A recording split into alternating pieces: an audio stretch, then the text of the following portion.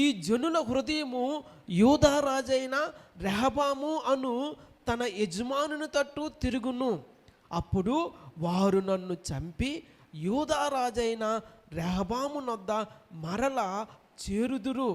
రాజ్యము మరలా దావీదు సంతతి వారు దగును అని యెరోబాము తన హృదయములో తలంచి ఆలోచన చేసి 2 బంగారపు దూడలు చేయించి జనులను పిలిచి, యెరూషలేమునకు పోవుట మీకు బహు కష్టము.